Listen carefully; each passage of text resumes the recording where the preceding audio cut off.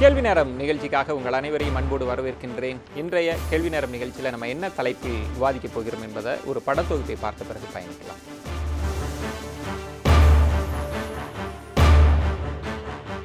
இன்னும் சில தினங்களில் அதிமுகவின் இரு அணிகளும் இணைந்துவிடும். இல்லை இல்லை, 2 மாதங்கள் ஆனாலும் இணைப்பு சாத்தியமில்லை. ஒருவேளை இணைந்தாலும் முதல்வர் பதவி ஓபிஎஸ்க்குத்தான்.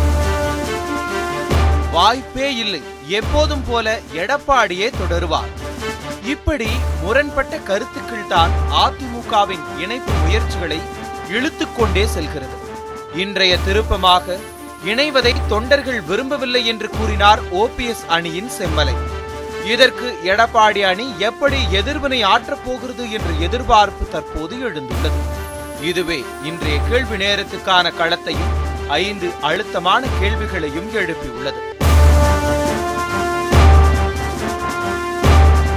அதிமுக இணைப்பை விரும்பாதது தொண்டர்களா, தலைவர்களா? முறையாக அழைப்பு விடுக்கவில்லை என்று ஓபிஎஸ் தரப்பு சொல்வதன் பொருள் என்ன? அமைச்சர்களின் முரண்பட்ட பேட்டிகள் இணைப்பை தவிர்க்கும் யுக்தியா? டெல்லி பயணத்திற்கு பிறகு எடப்பாடி அணி இறங்கி வர தயங்குகிறதா? கொங்கு எம்எல்ஏக்கள், தலித் எம்எல்ஏக்கள் தனித்தனியாக கூடுவது ஆட்சிக்கு ஆபத்தா? இன்னும் பல கேள்விகளோடு இன்றைய கேள்வி நேரம் பயணிக்கிறது.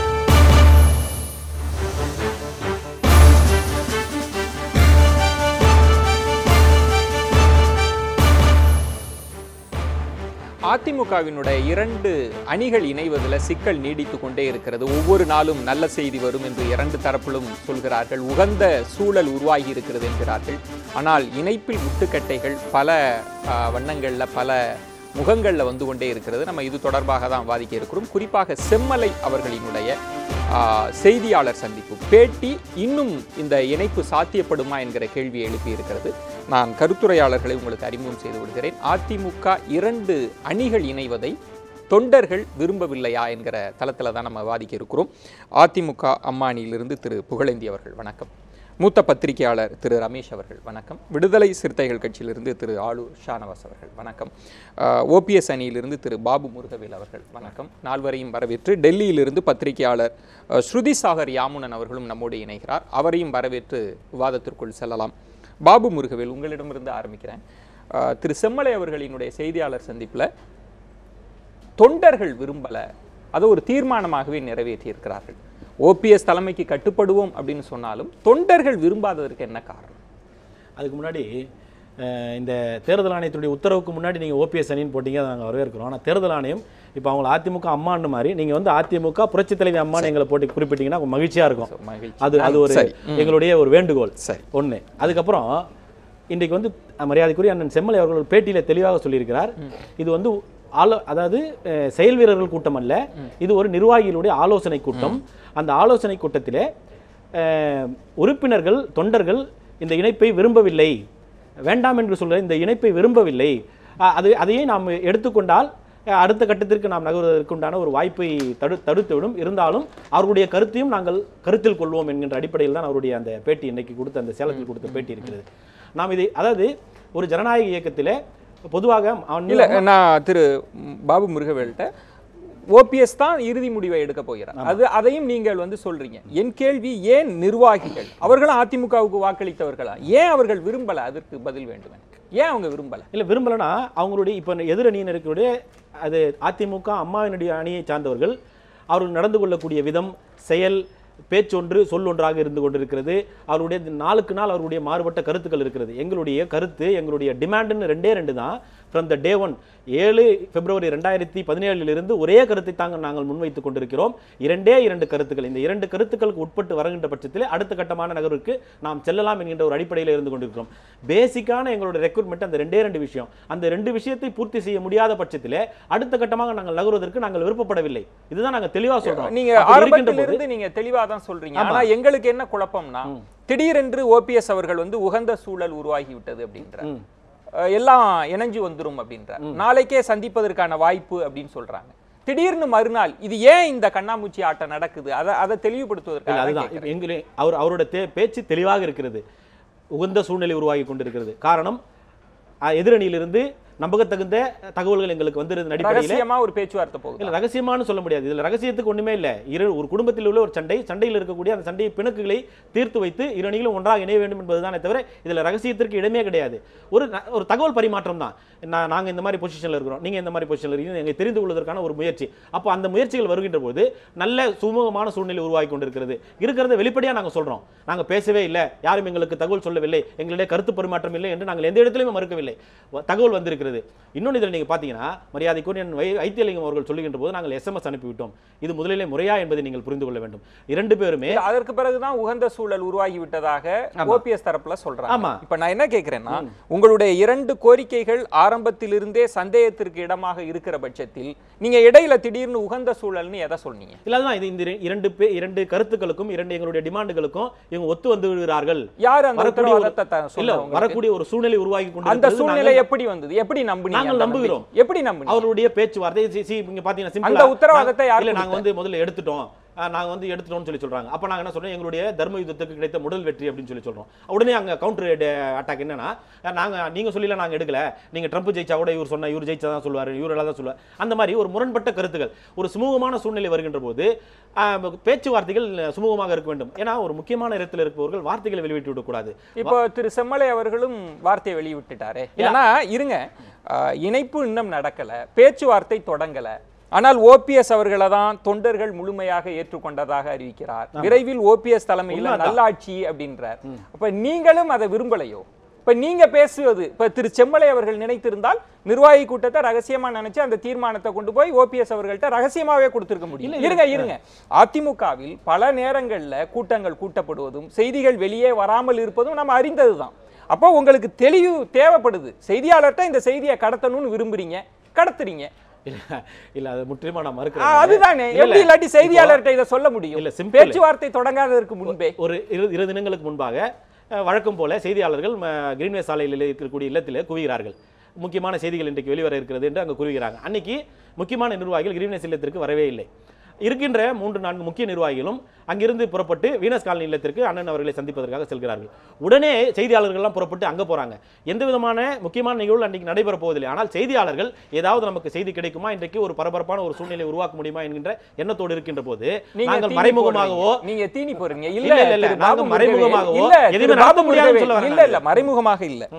அவர் வேண்டுமானால் செய்தி கசியலாம், அப்படி கூட்டத்தில் சொல்லப்பட்டதாக செய்தியாளர் சொல்லலாம். ஆனால் செம்மலை அவர்களே வெளியில் வந்து செய்தியாளரை சந்தித்து அவர் தான் சொல்றாரு. அப்போ நிர்வாகிகளின் விருப்பமா இது? செம்மலை அவர்களின் தனி அதுதான் சொல்ல வரேன் நான். எப்படின்னா உங்களுக்கு நாங்க முக்கிய நிர்வாகிகள் இருக்கக்கூடிய தலைமை உயர்மட்ட நிர்வாகிகள் விவாதிக்கிறது கூட அடுத்த நிமிஷம் 2ஆம் கட்ட தலைவர்கள் கூட தெரியாது. ஆனா செய்தியாளர்களுக்கு தெரியுது. அது எப்படின்னு எங்களுக்கே தெரியல. அது போல செய்தியாளர்கள் மிகவும் வேகமாக இருக்கிறார்கள் செய்தியை சேகரிப்பதில். நீங்க செய்தியாளர்களுக்கு கிரெடிட் கொடுக்கிறத தாண்டி நம்ம இரண்டு அணி பிரச்சனைக்குள் வரலாம். திரு புகழேந்தி அவர்களிடம் OPS தலைமைக்கு கட்டுப்படுவோம் என்று சொன்னாலும் கூட செம்மலை அவர்கள் சொல்லியிருப்பது நிர்வாகிகள் தொண்டர்கள் விரும்பல ஒன்று. இரண்டாவது, OPS அவர்கள் தலைமையில தான் ஆட்சியை விரும்புகிறார்கள் என்ற 2 விஷயத்தை முன்வைக்கிறார். உங்க அணியில தொண்டர்கள் என்ன நினைக்கிறாங்க? இல்லை, இது வந்து முதல்ல மக்கள் ஒத்துக்கல. எதை நான் இது இப்படி மறைச்சி பேச விரும்பல. என்னுடைய அன்பு சகோதரர் பேசிட்டு இருந்தார் இப்படி அப்படின்னு சொல்லி, இது வேணா விடுங்கன்ற. நான் இந்த கூட்டணி இந்த பேச்சுவார்த்தையை அணியினுடைய டிபேட்டினுடைய தலைப்பே தான், அதனால விட முடியாது. அதை இப்படி மாறி மாறி பேசி ஒரு குழப்பத்தை ஏற்படுகின்ற சூழ்நிலையை என்னை போன்ற நிர்வாகிகள் நாங்கள் ஒத்துக்கொள்ளவில்லை. இது தேவையே இல்லை. இவர் என்ன சொல்லுவது, செம்மலை அண்ணன் ரொம்ப வேண்டியவர் எனக்கு. ஆகவே அவர் விருப்பம் இல்லை என்றால் விட்டுவிடலாம். 122 பேர் போய் அந்த 12 பேர்கிட்ட சரண்டர் ஆகிறதுக்கு ரெடியா இல்லை. அதான் உண்மை. இல்ல சார், திரு புகழேந்தி அவர்கள் தனிப்பட்டு சொல்றார். ஆனா உங்க அணியில் இதே கருத்து ஒத்த கருத்தா? இனி வேற வழியே இல்லை, இந்த அணிக்கு வேற வழியே கிடையாது. ஏன்னா 2 நிர்பந்தங்கள். அதிமுக அம்மா அணியில இருக்கக்கூடிய ஒரு உள்ளணி. அம்மாணி கருத்தான்னு கேட்டீங்க, இது அம்மாணியில இருக்கக்கூடிய ஒரு உள்ளணி. இப்ப இவரே பேசிட்டு ரமேஷ் அண்ணனே கொஞ்ச நேரம் கழிச்சு என்ன சொல்ல போறாரு, இதே பிரச்சனையை போச்சு டெய்லி இதை பேசி பேசி மக்களுக்கு ஃபெடப் ஆகி போச்சுன்னு சொல்ல போறாரு ஒரு 5 நிமிஷம் கழிச்சு. அதுக்கு முன்னாடி நானே சொல்லிடுறேன், வேண்டாம்னா வேண்டும்னு போக முடியாது சார். எவ்வளவு போவீங்க நீங்க? இல்ல உங்கள் தரப்புல இருக்கக்கூடிய உங்கள் அணியில் இருக்கக்கூடிய நிர்வாகிகள் என்ன நினைக்கிறாங்க, தொண்டர்கள் என்ன நினைக்கிறாங்க? ஒருவேளை அவர்கள் இந்த அணி இணைப்பு வேண்டான்னு நினைத்தால் எடப்பாடி அவர்களோ தம்பிதுரை அவர்களோ இருங்க ஜெயக்குமார் அவர்களோ தொண்டர்களின் விருப்பத்திற்கு மாறாக உங்க அணி நிர்வாகிகளின் விருப்பத்திற்கு மாறாக இந்த இணைப்பை செய்யறாங்களா? இல்ல இப்போ இத்தனை நாள் வரைக்கும் நம்ம மிஸ்டர் முருகவேல் சொன்ன மாதிரி ஒரு சின்ன சின்ன விஷயங்கள், இது பெரிய விஷயங்களே கிடையாது. இவர் சொன்னாரு, அவர் அண்ணன் செம்மலை என்ன சொன்னாரு, கேபி முனுசா, இது பேச வேண்டிய அவசியமே இல்லை. நேரா வரலாம், உட்காரலாம், ஆபீஸ்ல உட்காரலாம், இல்ல தலைமை கழகத்தில் பேசலாம், சார்ட்டட் அவுட் பண்ணலாம். சின்ன விஷயம் சிபிஐ என்கொயரியை கோருவதற்காகவே ஒரு அணி ஆரம்பிக்கப்பட்டிருக்கு. அது அவங்க அதை தான் பிரதானமாக வைக்கிறாங்க. பொதுச் செயலாளர், துணை பொதுச் செயலாளர், அந்த குடும்பம் முற்றாக நீக்கப்படணும்னு சொல்றாங்க. இல்ல சார், இந்த இரண்டு விஷயம் உங்களுக்கு சின்ன விஷயம் இல்ல. சிபிஐ விசாரணை மாத்திரமல்ல, அதுக்கு மேலே ஏதாவது நீதிபதிகளை கொண்ட ஒரு கமிஷன் அமைத்தாலும் நாங்கள் எதிர்கொள்ள தயாராக இருக்கிறோம். அதில் எங்களுக்கு பின்னாடி பேச்சுவார்த்தையே கிடையாது. நாங்கள் ரெடி, எத்தனை சிபிஐ வந்தாலும் ரெடி. ஏன்னா நாங்கள் ஒன்றும் அதில் ஒன்றும் பண்ணலை. ஏற்கனவே இந்த தொலைக்காட்சி சேனலில் உட்காந்து அம்மா எப்படிலாம் ஒரு வருஷம் கஷ்டப்பட்டாங்கன்னு சொல்லியிருக்கேன். நான் எகேன் அது நான் பேசுறதும் இல்லை. ஆனால் நான் திரும்பவும் கூர்மைப்படுத்துவதற்காக இந்த விவாதத்திற்குள்ளே, ஏன்னா நாமளும் தொடர்ந்து விவாதித்து கொண்டே இருக்கிறதுனால செம்மலை அவர்களினுடைய கருத்தை நீங்களும் ஏற்றுக்கொள்கிறீர்கள், உங்கள் தரப்புலையும் நிர்வாகிகள் அவர் வேண்டாம் என்று சொன்னால் இந்த 122 சட்டமன்ற உறுப்பினர்களை கொண்ட ஒரு மாபெரும் இயக்கம், அரசு கட்டிலில் இருக்கின்ற இந்த ஆட்சி அத்தனைக்கும் விடுக்கப்பட்ட சவால். இதை காஷ்மீர், கன்னியாகுமரியிலிருந்து ஒசூரில் இருக்கின்ற தொண்டன் வரை யாரும் இதை ஏற்றுக்கொள்ளவில்லை. தனிப்பட்ட புகழேந்தி அவர்களினுடைய எண்ணமா, நிர்வாகிகள் தொண்டர்களோட எண்ணமா? என்னுடைய தனிப்பட்ட விருப்பமாக சொன்னேன். இல்ல, ஏன்னா சார் உங்க அணியிலேயே நீங்கள் இப்படி பேசுறீங்க. ஜெயக்குமார் அவர்களோ, தம்பிதுரை அவர்களோ, எடப்பாடி அவர்களோ, தங்கமணி அவர்களோ, வேலுமணி அவர்களோ இப்படி சொல்லல. வாங்க பேசுவோம் பேசுவோம் தானே சொல்றாங்க. அவர் மணிகளாக இருக்கிறார்கள். ஆகவே அந்த மணிகள் வேண்டுமானால் சொல்லலாம். மரியாதையோடு இருக்கிறேன் நான். ஆகவே மரியாதையாக சொல்ல கடமைப்பட்டிருக்கின்றேன். இது வேண்டாம் வேண்டாம் என்று சொன்னால் வேண்டும் வேண்டும் என்று சொல்வதற்கு நான் தயாராக இல்லை. திரு ரமேஷ் அவர்களிடம் தொடர்ந்து தமிழக அரசியல் ஓட்டத்தை பார்க்கிற போது இந்த இரண்டு அணிகள் இணைப்புல பல்வேறு காட்சிகளை நம்ம பார்க்கிறோம். அதில் திரு புகழேந்தி வெளிப்படையாக சொல்றார், இதுல இந்த சிக்கல் இருக்கு அப்படின்றார். அங்க செம்மலை அவர்கள் அங்க இருக்கக்கூடிய நிர்வாகிகள் விஷயத்திலும் ஆமா இது விரும்பலன்றப்போ இடைமட்டத்துல அமைச்சர்கள் மட்டும் கூடி பேசிட்டே இருக்காங்களோ? இல்லை, அது காரணம் கட்சிக்குள்ள பெரும்பாலானவர்கள் இந்த இணைப்பு வரணும்னு தான் விரும்புகிறாங்க. கீழ்மட்டத்தில் இருக்கக்கூடிய நிர்வாகிகளும் தொண்டர்களும் விரும்புகிறாங்க. தலைவர்களுக்குள்ள சில தனிப்பட்ட ஈகோக்கள் இருக்குது, தனிப்பட்ட தகராறுகள் இருக்குது. நான் வேடிக்கையாக குறிப்பிட்டிருந்தா கூட அதில் ஒரு பகுதி உண்மை இருக்குது. அதிமுக அம்மா அணியில் ஒரு உள்கருத்து இது. எப்படின்னு சொன்னால், திரு டிடிவி தினகரன் அவர்களை துணை பொதுச் செயலாளர் தான் இன்றைக்கும் பெரும்பாலான அமைச்சர்கள் கூடி முடிவெடுத்து அவரையும் அவரை சார்ந்தவர்களையும் ஒதுக்கி வைத்துவிட்டு இந்த இயக்கம் செயல்படும் என்று அறிவித்த பிறகும் கூட திரு டிடிவி தினகரன் அவர்களை நீக்கக்கூடாது, இல்லை அவரை ஒதுக்கி வைக்கக்கூடாது, திருமதி சசிகலா அவர்களை நீக்கக்கூடாது, ஒதுக்கி வைக்கக்கூடாது என்ற கருத்திலே இருக்கக்கூடியவர்கள் தான் நண்பர் புகழேந்தி, நண்பர் தங்க தமிழ்ச்செல்வன், நண்பர் வெற்றிவேல் போன்ற நண்பர்கள். அது அவர்களுக்குள்ளே இருக்கக்கூடிய ஒரு பிரிவு. அவர்கள் தொடர்ந்து அந்த கருத்தை கட்சிக்குள் உள்மட்டத்தில் வலியுறுத்தி கொண்டிருக்கிறார்கள். மாவட்ட செயலாளர்கள் கூட்டம் 2-3 நாட்கள் நடைபெற்ற போது கூட அங்கேயும் இந்த கருத்து பரிமாற்றங்கள் நடைபெற்றிருக்கிறது. ஸோ இந்த தகவல் அந்த பக்கத்துக்கும் போகாமல் இருக்காது. ஆக இதுவும் அதே போன்று திரு செம்மலை அவர்கள் பேசியதற்கு நான் வரேன். அதுவும் ஒரு உள்ளணியோ?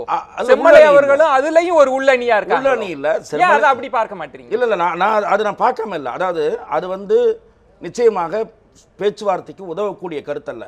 எப்படி திரு ஜெயக்குமார் அவர்கள் தெரிவித்த கருத்து ஆரம்பத்திலே ஒரு கசப்புணர்வை தோற்றுவித்ததோ அதே போலதான் இதுவும். ஆனால் ஏற்கனவே அவர்கள் தெரிவித்து விட்டார்கள். அந்த அணியினுடைய மூத்த தலைவராக இருக்கக்கூடிய திரு தம்பிதுரை அவர்கள் எடப்பாடி பழனிசாமி தான் முதலமைச்சர், அதிலே மாற்றம் இல்லை என்று பேச்சுவார்த்தை துவங்குவதற்கு முன்பாக பேச்சுவார்த்தை நடைபெறப் போகிறது என்று தெரிந்த பிறகு அவர் தெரிவித்தார்.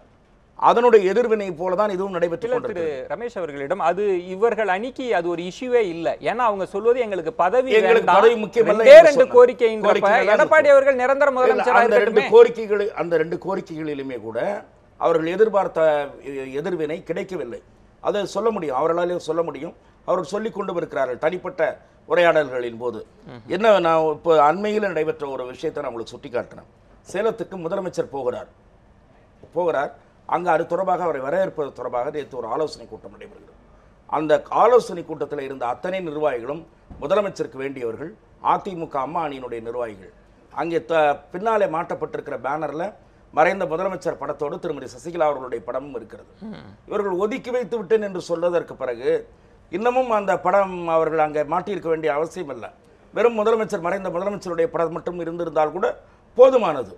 ஆனால் அவர்கள் என்ன விளக்கம் சொல்வார்கள் என்றால், இன்றைக்கும் அவர்தான் பொதுச் செயலாளர், அப்படி என்றால் ஒதுக்கியதற்கு என்ன பொருள் என்ற வாதம் திரு பன்னீர்செல்வம் அவர்கள் தரப்பிலிருந்து எழுப்பப்படுகிறது. ஆகவே அது ஒரு அம்சம்.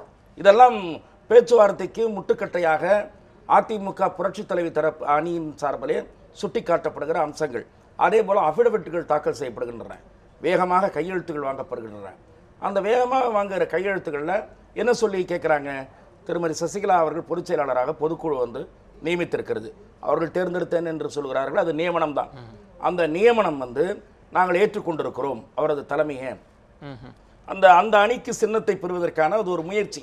அது தேர்தல் கமிஷன் ஏற்றுக்கொள்ளப் போகிறதா என்பது வேறு விஷயம். முதல்ல வந்து திருமதி சசிகலா அவர்கள் பொதுச் செயலாளராக தேர்வானது கட்சியினுடைய விதிப்படியா என்ற கொஸ்டின் டிசைட் ஆன பிறகுதான் சிம்பிள் யாருக்குன்றதை டிசைட் பண்ண முடியும். இதற்கு இந்த பிரமாண பத்திர தாக்கல் செய்கிற வேலைகள் வேகமாக நடைபெறுகின்றன. அதுவும் அந்த பேச்சுவார்த்தை நடைபெறாமல் போவதற்கான ஒரு பின்னடைவு. திரு ஆளூர் ஷானவாஸ் அவர்களிடம் தொடர்ந்து பலரும் விமர்சித்துக் கொண்டே இருக்கிறார்கள், எத்தனை நாளைக்கு இந்த 2 அணிகள் இணைப்பை பற்றியே பேசுவீங்கன்னு. எத்தனை நாள் இது இணையாமல் இது போல ஊடகமாக இருக்குமோ அது வரைக்கும் ஊடகங்களும் பேசிட்டு தான் இருக்க போகிறது. என்னுடைய கேள்வி, தொடர்ந்து தொண்டர்கள் அப்படின்னு சொல்றாங்க, நீங்க மாற்று கட்சியாக இருந்தாலும் ஒரு அரசியல் பார்வையாளராக 2 தரப்பிலும் பல நேரங்களில் தொண்டர்கள் இதை விரும்பலன்றாங்க, இடைமட்ட தலைவர்கள் விரும்பலன்றாங்க, அல்லது முரண்பட்ட ஒரே தொகுதிக்குள் இருக்கக்கூடிய 2 அரசியல் ஆளுமைகள் 2 துருவத்தில் இருக்கிறாங்க, அவங்க விரும்பலன்றாங்க. யார் விரும்பல அந்த இணைப்பு? இல்ல உண்மையில அது இணையணும்னு எல்லாரும் ஆசைப்படுறாங்க? எந்த ஒரு கட்சியின் தொண்டனும் தன் கட்சி தன் கண் முன்னால் சிதைந்து போவதை, அழிந்து போவதை விரும்ப மாட்டான். அந்த அடிப்படையில் அதிமுக என்கிற இவ்வளவு வலிமையான ஒரு இயக்கத்தினுடைய அழிவை அந்த தொண்டர்கள் 2 தரப்புலையும் விரும்ப மாட்டாங்க. இது அடிப்படையான ஒரு அம்சம். அந்த அடிப்படையில் தொண்டர்கள் இதை ஏற்பார்களா மறுப்பார்களான்னு கேட்டால் இந்த இணைப்பை ஏற்பார்கள்.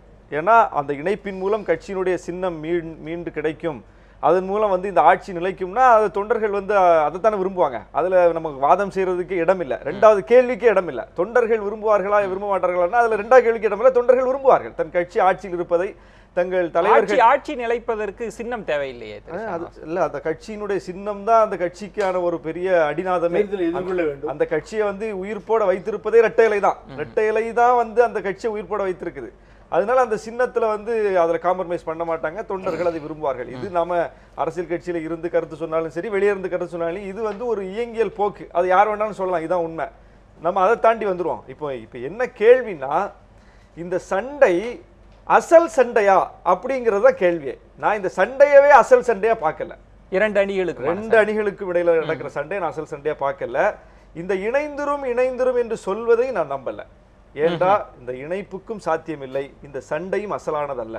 இந்த சண்டையும் அல்லது அது இணைப்பு குறித்த பேச்சுமே வெளியிலிருந்து ஒரு சக்தி தீர்மானிக்கிறது என்பதுதான் எங்கள் கட்சியினுடைய கருத்து. எங்கள் தலைவர் தொடக்கத்திலிருந்து இதுல உறுதியா சொல்லிட்டு இருக்காரு. இன்னொரு கட்சியின் தலைவராக இருந்த போது கூட அதிமுக காக்கப்படணும், அந்த கட்சி தமிழ்நாட்டுக்கு வேணும் என்று சொல்லி தொடர்ந்து வலியுறுத்தி அதை பின்னிருந்து ஒரு சக்தி வந்து களவாட பார்க்கிறது, கபலீகரம் செய்ய பார்க்கிறது என்று தொடர்ந்து பின்னிருந்து ஒரு சக்தின்னு மறைமுகமாக கூட சொல்லாம பாரதிய ஜனதா கட்சி மத்திய அரசுன்னு வெளிப்படையாவே எங்க தலைவர் சொல்லிட்டு வர்றார்.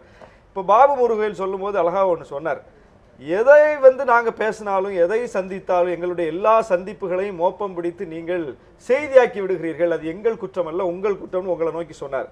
ஆனால் ஒரு சந்திப்பு என்ன பேசப்பட்டது என்று இதுவரைக்கும் செய்தியாகல. எந்த சந்திப்பு தெரியுமா?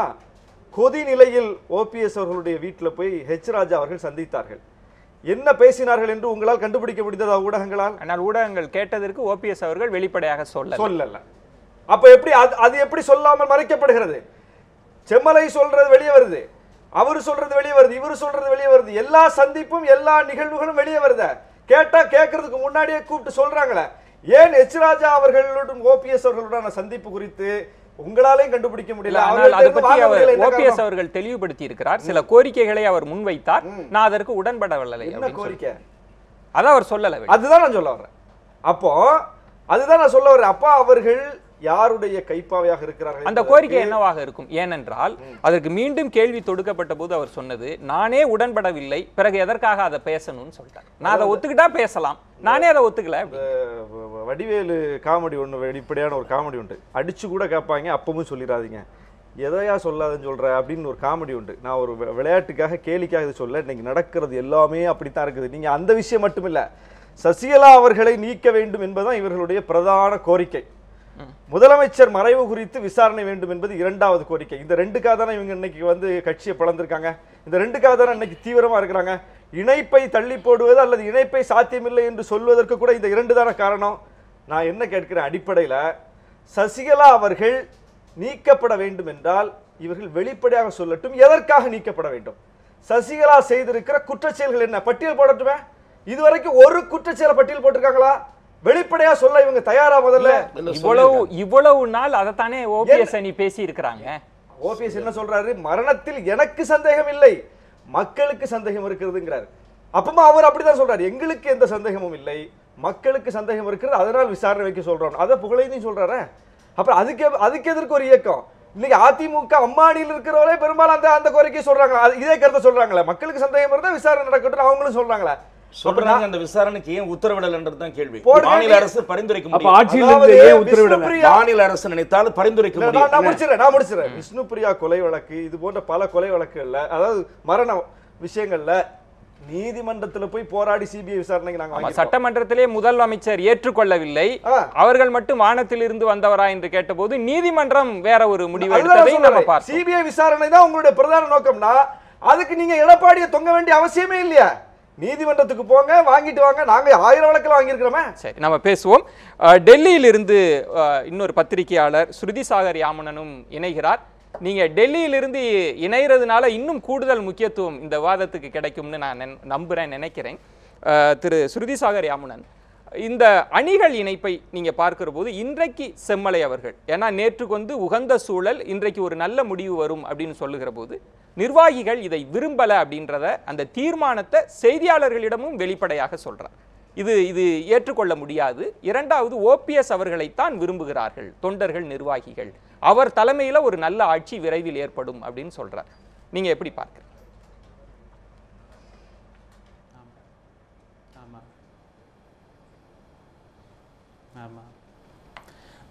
சார், இது வந்து ஒரு ஸ்ட்ரெயிட் ஃபார்வர்ட் சண்டை சார். இது இந்த சிஎம் பொசிஷனுக்காக நடக்கிற ஒரு சண்டை.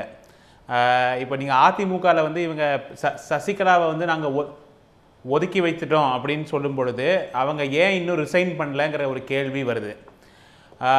அவங்க இப்போ இவங்க வைக்கிற டிமாண்ட்ஸை எதுவுமே அவங்க மீட் பண்ணாமையும் அவங்க சொல்கிறத எதுவும் இவங்க கேட்காமையும் இப்படி இழுத்துட்டே போகிறதுக்கான ஒரே ஒரு காரணம், யார் வந்து கட்சியை தன் கட்டுப்பாட்டில் வைத்துக்கொள்வது அப்படிங்கிற சண்டை தான். எடப்பாடி பழனிசாமி அவர்களை பொறுத்த வரைக்கும் அவர் முதலமைச்சர் பதவியை விட்டு கொடுப்பாருன்னு நான் நினைக்கல. நீங்கள் ஒரு விஷயத்தை என்ன யோசிக்கணும்னா, இந்த கடந்த சட்டமன்ற தேர்தலில் அந்த கொங்கு மண்டலம் என்பது தான் அதிமுக ஆட்சியில் அமர்றதுக்கான ஒரு முக்கியமான காரணமாக இருந்த ஒரு மண்டலம். அங்கிருந்து ரொம்ப நாள் கழிச்சு, அதாவது கிட்டத்தட்ட உங்களுக்கு ஒரு 70 ஆண்டுகளுக்கு கழிச்சு அந்த மண்டலத்திலேருந்து ஒரு முதலமைச்சர் வந்திருக்காரு. வந்திருக்கும் பொழுது அந்த கட்சியில் இருக்கிற அந்த மண்டலத்தை சேர்ந்தவங்க மட்டும் இல்லாமல் அந்த ஹோல் ரீஜனில் இருக்கிறவங்களே வந்து இந்த அவரை வந்து சீஃப் மினிஸ்டர் பொசிஷன்லேருந்து எடுக்கிறதுக்கு விரும்ப மாட்டாங்க. இது ஒரு யதார்த்த உண்மை. உங்களுக்கு ஓபிஎஸ்ஸாக இருக்கட்டும் இல்லை எடப்பாடி பழனிசாமியாக இருக்கட்டும், ரெண்டு பேரும் ஒரு பெரும்பான்மை ஜாதி சமூகத்திலிருந்து வருவதனால அவங்க வந்து ஒரு இது ஈகோ கிளாஷ் வந்து இது இன்னும் கொஞ்சம் மேக்னிஃபை ஆகி நமக்கு தெரியுது. என்ன பொறுத்த வரைக்கும் இவங்க ரெண்டு பேரும் விட்டு கொடுக்க போறது இல்ல. இந்த சண்டை முடிகிற சண்டை பதவின்ற ஒரு விஷயமே நம்பிக்கை எனக்கு கிடையாது. பதவின்ற ஒரு விஷயமே நிபந்தனை இல்லை அப்படின்றாங்க. எங்களுடைய 2 கோரிக்கை தான் நிபந்தனை அப்படின்னு சொல்றப்ப நீங்க எப்படி பார்க்கறீங்க? இது பதவிக்கான சண்டைன்னு எப்படி பார்க்கறீங்க? எப்படி சொல்ல முடியும்? அதை எங்களுக்கு பதவி முக்கியம் இல்லை அப்படின்றது ஓபிஎஸ் தரப்பிலிருந்து வைக்கப்படுகிற வாதம் இல்லை சார். இல்லை லாஜிக் இப்போ என்னன்னா சார், இல்லை நீங்கள் ஒரு முரண்பாடை பாருங்கள். அதாவது இல்லை அவங்க சொல்கிறதில் ஒரு அடிப்படை முரண்பாடை நீங்கள் பார்த்தானோ, அதாவது ஓபிஎஸ் தலைமையை தான் தொண்டர்கள் விரும்புகிறாங்க அப்படின்னு ஒரு ஸ்டேட்மெண்ட் கொடுக்குறாரு. ஆனால் எங்களுக்கு எந்த பதவியும் வேண்டாம் அப்படின்னும் கொடுக்குறாரு. அதுக்கப்புறம் தொண்டர்கள் விரும்புவதை தான் நாங்கள் செய்வோம் அப்படின்றாரு. அதாவது தொண்டர்கள் ஓபிஎஸ் தலைமையை தான் விரும்புகிறாங்கன்னா எங்களுக்கு அந்த தலைமை வேண்டான்னு இவங்க ஏன் சொல்கிறாங்க? அப்போ நீங்கள் தொண்டர்கள் சொல்கிறதையா கேட்குறீங்க? இந்த இழுப்பறை நமக்கு வந்து வெளியில் நீங்கள் சொன்ன மாதிரி கசிய விட்றாங்க, அந்த ஒரு இன்ஃபர்மேஷனை கசிய விட்றாங்கன்னு சொல்கிறீங்க இல்லையா? இப்போ இவங்க பண்ணுறது எல்லாமே இந்த வெளியில் வந்து எதுவும் வேண்டாம், எங்களுக்கு ஒன்றும் பிரச்சனை இல்லைன்னு சொல்கிறது ஒரு பக்கம் இருக்கட்டும். ஆனால் உள்ளுக்குள்ளே நிச்சயமாக பிரதான சண்டை இந்த சண்டை தான் சார். யாருமே சார் இது வந்து இன்னொரு யதார்த்தம் என்னென்னா, எந்த ஒரு அரசியல்வாதியும் பதவி வேண்டாம் அப்படின்னு சொல்கிற ஒரு நபராக இருக்க முடியாது சார். அதுக்கு வந்து ஓபிஎஸ் அவர்களும் விதிவிலக்கல்ல. தொடர்ந்து அவர் பேசலாம். வந்து எப்படி ரெசிக்னேஷன் பண்ணாரு, எந்த கான்டெக்ஸ்ட் ரெசிக்னேஷன் பண்ணாருங்கிறதும் நமக்கு தெரியும். ஸோ அந்த சிஎம் போஸ்ட், அந்த கட்சி தலைமை அப்படிங்கிறது வந்து ஒரு முக்கியமான ஒரு நம்ம பேசுவோம். பதவி அப்படின்றதற்கான நேரடி சண்டைன்னு குறிப்பிட்டிருக்கிறீங்க. ஆனாலும் பாபு முருகவேல், இது பதவிக்கான சண்டை இல்லை, எங்களுக்கு முறையான அழைப்பு விடுக்கலை. திரு செம்மலை அவர்களும் அதை தான் சொல்றார். ஆனால் இன்னொன்றையும் குறிப்பாக கவனிக்கணும். டிடிவி தினகரன் அவர்கள் நேர்காணலில் சொன்னது, செம்மலை அவர்கள் இந்த அணியிலிருந்து நாங்கள் வெளியேறுகிற போது சொன்ன ஒரு முக்கியமான விஷயம், நான் எடப்பாடி பழனிசாமியை என்னால் ஏற்றுக்கொள்ள முடியாது, அதனால நான் வெளியேறுகிறேன்ற சொல்லிட்டு தான் அவர் வெளியில போனாருன்ற இதையும் சேர்த்து தான் நான் உங்களுக்கு கேட்கிறேன். இதெல்லாம் இருக்கிற போது நீங்க சும்மா வெளியில முறையான அழைப்பு விடுக்கல அப்படி சொல்றீங்க. செம்மலையினுடைய நோக்கம் வந்து எடப்பாடி இல்ல அதுதான் இல்ல, நான் இந்த கேள்வியே தப்பு. ஏன்னா நான் இருந்தேன், அந்த மாதிரி செய்தி அவர் என்னைக்கும் சொல்லவும் இல்லை. அந்த மாதிரி சொல்லிட்டு வெளியேறும். இதை எப்படி நான் வாட்ஸ்அப் நியூஸ் மாதிரி, இது வாட்ஸ்அப்ல வருது பாருங்க, அந்த மாதிரி ஒரு தவறான ஒரு தகவல் தானே தவிர இந்த மாதிரி எடப்பாடிக்காக வெளியில இல்ல இல்ல அந்த மாதிரி எதுவுமே இல்ல. அந்த மாதிரி ஆளும் கிடையாது. மரியாதைக்குரிய அண்ணன் செம்மலை வந்து அந்த மாதிரி பர்சனல் ஏஜென்சி உள்ள ஆள் கிடையாது. சரி, இப்ப முறையான அழைப்பு விடுக்கலன்னு சொல்றீங்க. என்ன முறையான அழைப்பு? இல்ல அதான் அப்ப நான் சொல்ல வரேன். எங்களோட டிமாண்ட் வந்து ரெண்டு டிமாண்ட் தான். ஒன்னு, திருமதி சசிகலா அவர்களுடைய டிமாண்ட் விட்டுருவோம். டிமாண்ட் விட்டு அதை எக்ஸ்பிளைன் பண்ணிடுறேன் உங்களுக்கு. எப்படி ஏன் முறையான அழைப்புன்றதுக்காக வரேன் நான். அதெல்லாம் எனக்கு அழைப்புன்றது இருங்க, இரண்டு தரப்புமே நேரடியா சந்திச்சு நீங்க பேசல, செய்தியாளர்கள் மூலமா தான் ரெண்டு பேருமே பேசிட்டு இருக்கீங்க. செய்தியாளர் மூலமா தான் பல விஷயங்கள் கடத்தப்படுகிறது. அதுல அவங்க வாட்ஸ்அப் பண்ணதா சொல்றாங்க, நாங்க வரோம்னு நீங்களும் செய்தியாளர்கிட்ட தான் சொல்றீங்க, உகந்த சூழல் உருவாயிருக்கு அப்படின்னு. அப்ப முறையான அழைப்புன்னு உங்கள் தரப்புல சொல்றதுக்கு அதுதான் நான் சொல்ல வரேன். நான் எப்படி இது வருது அப்படிங்கிறதுக்காக உங்களுக்கு நான் எக்ஸ்பிளைன் பண்றேன். நான் இந்த பொதுச் செயலாளர் பதவிக்கு நீங்க வந்திருக்கிறீங்க, அதுவே வந்து முறையான தேர்வு கிடையாது. அது தேர்தல் ஆணையத்தின் மூலமா முடிவு செய்யக்கூடிய ஒரு விஷயம். அந்த விஷயத்துல நாங்க இது இப்போ எடுக்க அவங்களை முற்றிலுமாக நீங்கள் நீக்க வேண்டும் சொல்லும்போது நாங்கள் ஒதுக்கி வச்சிடணும்னு சொல்றாங்க. அதை முறையா நீங்க எப்படி பண்ணணும்னா, ஆட்சி மன்ற குழு இருக்கிறது, இப்போ பொதுக்குழு கூட்ட வேண்டிய அவசியம் கிடையாது. ஆட்சி மன்ற குழு கூடி உங்களுடைய பொதுச் செயலாளர் இருந்து நாங்கள் உங்களை விலக்கி வைக்கிறோம், நீங்கள் தயவு செய்து ஒதுங்கிக் கொள்ளுங்கள் என்று அவருக்கு ஒரு அறிவிப்பை நீங்க கொடுத்துட்டீங்கன்னா அவங்க அதை ஏத்துக்கிட்டாங்கன்னா முடிஞ்சு தேர் இன்ஸ் த மேட்டர். தேர்தல் ஆணையத்துக்கு ஏற்றுக்கொள்வது அவங்களோட விருப்பம், கோரிக்கையை தான் இந்த அணியினர் வைக்க முடியும். ஆனா விஷயம் தேர்தல் ஆணையத்திட்ட இருக்கு. தேர்தல் ஆணையத்துக்கு அனுப்பலாம். இவங்க ஆட்சி மன்ற குழு தேர்தல் ஆணையத்துக்கு அனுப்பிச்சிட்டாங்க, அது முடிஞ்சிருச்சு. அதுக்கப்புறம் திருமதி சசிகலா அவர்களுடைய தேர்வு நியமனம் எதுவுமே செல்லாது, அது முடிஞ்சிருச்சு. ரெண்டாவது, இந்த சிபிஐ என்கொயரி நாங்க கேட்கும்போது அரசு தரப்பில் தாக்கல் செய்திருக்கக்கூடிய பதில் மனுவில் திரு ராதாகிருஷ்ணன் ஐஏஎஸ் அவர்கள் பதில் மனு தாக்கல் செய்திருக்கிறார். அதுல என்ன சொல்றாருன்னா, இந்த ரிட் மனுவை தள்ளுபடி செய்ய வேண்டும் சொல்றாரு. ஜோசப் என்பவர் தாக்கல் செய்திருக்கக்கூடிய அந்த ரிட் மனுவை முற்றிலுமாக பல உதாரணங்கள் திரு முருகவேல் அவர்களிடம் உங்களுடைய பிரதான அந்த சிபிஐ வழக்கு கோருவதற்கு, விசாரணை கோருவதற்கு அரசையே எதிர்த்து கூட ஒரு தனி நபராக நீதிமன்றம் உதவியோடு உங்களால் பெற்றுவிட முடியும் நிச்சயமா. ஆனா ஒரு சின்ன அழுத்தம், உங்களுக்கு வேற ஒரு டிமாண்ட் இருக்கு. முன்னாடி ஜெயலலிதா அவர்களின் மரணத்தை முன்வைக்கிறீங்க. நிச்சயமா கிடையாது. இல்ல, அந்த வழக்கில் அரசு என்ன நிலை எடுத்திருக்கின்றதை அவர் சுட்டிக்காட்டுறார். இல்ல, அதை தாண்டி அரசு நிலை இருக்கட்டும், அரசு நிலை விசாரணை எடுக்கும்.